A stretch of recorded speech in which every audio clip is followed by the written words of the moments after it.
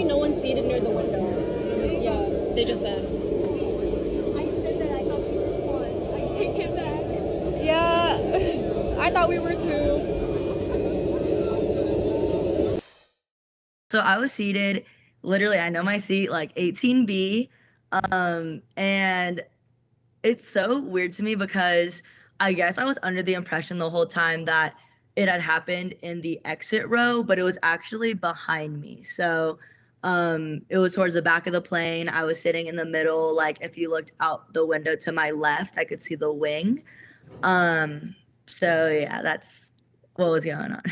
And when did you realize that something, you know, terrible was going on? Something really bad went wrong? Yeah, so I was actually asleep. So when we were on the tarmac, we were actually on it for a while because they were de-icing the plane.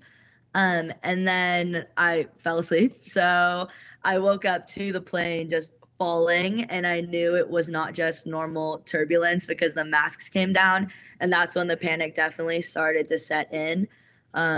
Yeah, so that's what was going on with me. I was jolted awake.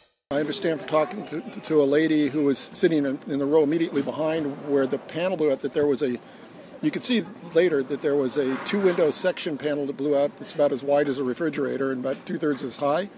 And she said there was, I guess, a boy and his mother were sitting in that row, and his shirt was sucked off him and out of the plane, and his mother was holding onto him. And she said her own little boy's phone went out, too. I'm floored just looking at this picture. We're not just talking about a window here. I mean, it's an entire panel. The passenger said it was as wide as a refrigerator. What are your thoughts when you see this image of this gaping hole in the fuselage? Well, we're actually not talking about a window. You're correct. We're talking about a door, and that is also what makes this a very big issue for Boeing and for airlines who operate this aircraft.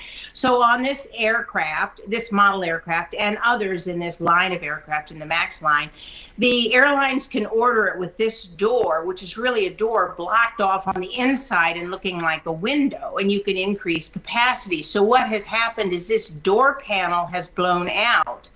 And that's a really big deal, not only for Boeing in this model, but in history, because loss of a door in flight can lead to what's called rapid decompression, which the FAA and the NTSB, everyone warns, could cause loss of the aircraft itself. And what that means is a major part of the aircraft has blown out, and it rapidly decompressurizes the aircraft. And previous incidents where you have lost a door in flight in some cases have brought down the plane. A Turkish airliner, for example, came down because of it.